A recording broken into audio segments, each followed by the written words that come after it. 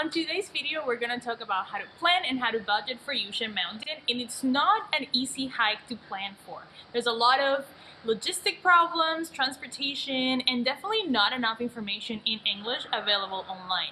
So on this trip, we have a few bumps on the road, and we want to break down our trip and show you how you can deal with those problems and how can you figure out the logistics behind planning a trip.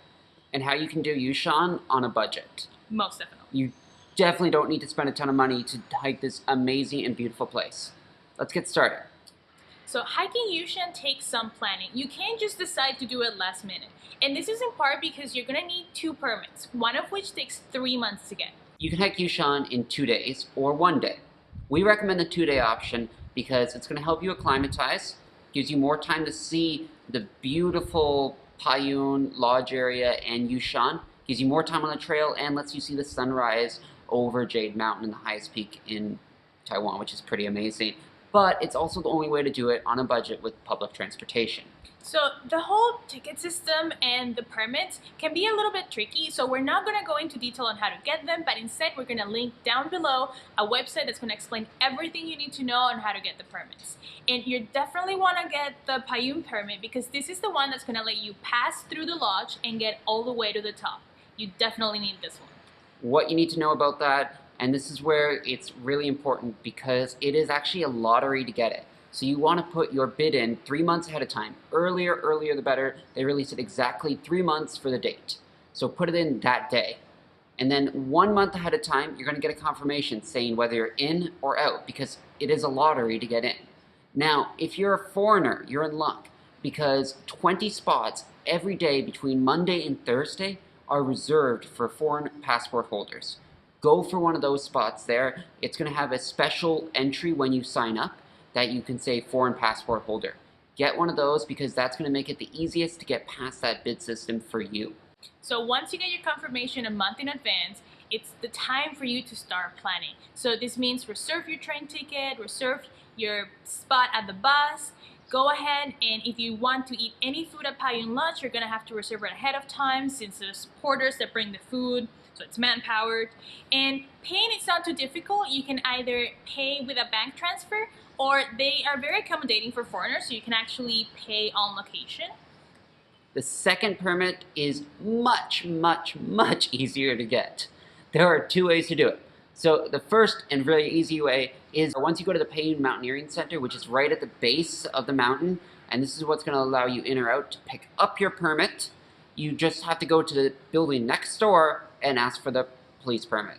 They take your Paiyun permit, they stamp it, they give you another permit, and you are good to go. That is it. If you want to get the second permit ahead of time because you might get too stressed out about doing it last minute, you can also do it online. The problem is that it's entirely in Chinese and Google Translate does not work in this page. So either get a friend that can help you translate or try to figure out. We're gonna link down below a website that sort of explains how to do it, and you can get it ahead of time and make sure to pay and to have it all ready for you to go. Next up is figuring out how to get there. And that became one of our biggest challenges because we wanted to do this entirely with public transportation. We quickly realized that it wasn't as easy as we thought because there's only one bus that runs 2 times a day from Sun Moon Lake Visitor Center at 7 a.m. and 8 a.m. in the morning to Alishan Visitor Center at 1 p.m. and 2 p.m. in the afternoon. So that 3.5-hour bus ride became a pretty hard thing to tackle. So let's say you want to hike on a Wednesday. You're going to want to stay nearby the night before. So one of the options is going to Sun Moon Lake, getting a hostel and sleeping overnight, and then catching that really early bus from 7 to 8 a.m. to Tatakasado. So it takes around 2.5 hours to get there, and that means that you're going to start hiking at around 11 or maybe noon. But if you haven't gotten the permit, the second permit online, you're gonna have to get it there and you have to allocate time for that. And we recommend the earlier the start of the hike, the better. Now, 2 problems come up with Sun Moon Lake. Sun Moon Lake itself is rather expensive because it's a fairly touristy area, but also it's at a much lower altitude than Dongpu Lodge and Tatakasado. So the better option, and what we went with, is to go down to Chiayi by high-speed rail, take a bus up to Alishan, and then take a bus from Alishan to Tataka Saddle and stay at the Dongpu Lodge right at the base. That means you have to stay at Dongpu Lodge, which can fill up very quickly, so reserve that in advance if you plan on doing that route. But there are also places to stay in Alishan, and you can hitchhike in the morning or take that 1 or 2 p.m. bus and then stay at Dongpu Lodge. It is only about a 30-minute ride to hitchhike to the lodge, and there's more than enough people going there because it is a large national park. So don't worry about that. From there, you're at the base of the mountain. Either if you're going to start from Dongpu, you usually start at 6 a.m. and you go to the Mountaineering Center and you wait for a shuttle bus from there. Now that shuttle bus costs 100 NTD, and that takes you the 2.5 kilometers from the Mountaineering Center to the base of the mountain and the trailhead. And we recommend it because it's an hour and a half extra that you have to hike uphill if you don't take the shuttle. And on our way back, we also took the shuttle, and we were so glad we did, because by the end of the hike, you're gonna be exhausted. By the time you see the trailhead, even if you're like 1 kilometer away, just the tiredness, it's just gonna dawn on you, and it just seems like a bless from heaven to take the shuttle. And also, when you're coming back, when you're finished the hike and coming back that day, you're going to start at 2 a.m. in the morning to go see the sunrise, hopefully see the sunrise at around 6 a.m. Hike down from there to the Paiyun Lodge, hopefully have a little bit to eat, and then try to leave around 8:30 a.m. if you're planning on taking public transportation, because the bus leaves from Tataka Saddle right at the base of the mountain at 1:30 and 2:30, headed towards Sun Moon Lake. So we mentioned Dongpu Lodge, and this is where you can stay at the base of the mountain. It is simple accommodations with shared beds and warm comforters. The price is 300 for bed plus 200 for dinner and 80 for breakfast. The lodge does not have Wi-Fi, and it's used as a base for large groups. So you're definitely gonna want to reserve ahead of time, and they don't have a lot of English, they don't speak a lot of English, so you are going to want to have somebody help you out when you're making the phone call to reserve, and once you are at the spot to figure out all your papers and confirm your reservation, try for somebody to help you out. So the food is tasty, and they have hot water available for you, and if you want to bring your own food, you're also welcome to cook there. Most people will head to bed early and wake up around 2 for those hiking for 1 day, or 5 a.m. for those hiking for 2 days. 6 hours from the trailhead is Paiyun Lodge, which is the base for exploring Mount Jade and any of the other peaks that you're going to see there. Now, it's 2 to 3 hours away from the main peak, which is the centerpiece for what most people go and see when they're there. Now, Paiyun Lodge is a great accommodation. Like, it is surprisingly amazing that it's up there, and they built all this by carrying everything on their back. And you can get food there. They have 4 meals throughout the day that you can actually order ahead of time, so order 1 to 2 weeks ahead of time. And for us, we had 3 meals, and it came to a cost of 600 NTD for the 2 of us. And then you can also rent sleeping bags there as well for 300. And they have a combo deal with food and sleeping bags if you want as well. For us, it costs 600 for the food, and then you can get the sleeping bag for 300.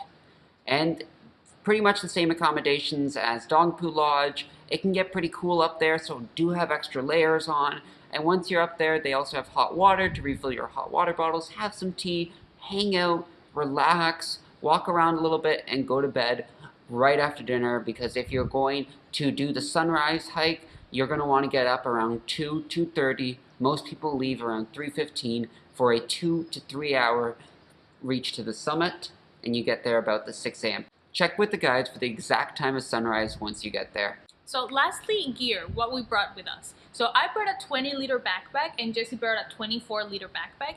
And what we packed was a lot of layers of clothing because it gets really hot at the beginning and then really cool at the end. We also brought headlamps, our hiking sticks. We had a first aid kit with us. We had food, which we're going to talk about in a second. We had gloves, we had hats. You're definitely going to need this at the top because it gets around freezing temperature and it gets pretty cool and windy at the top. It was actually -7 Celsius there at the top, so it was chilly, and be ready for that. It still gets chilly in the summer months, and it snows in the winter there, actually. And if you want to go for sunrise, you're going to do 2 to 3 hour hike in the middle of the night. So bring a headlamp. super important. And also bring batteries for your Extra equipment. batteries for that, yes. And after that, bring enough food, bring enough water for you. We each carried 2 bottles of water, and we had Pocari Sweat, which is a local electrolytes replacer that you can get here at most of the stores, and that really helped. And then we could get refill hot water at Dongpu Lodge and at Paiyun Lodge. What else? And tea. We brought tea along A too. lot of tea.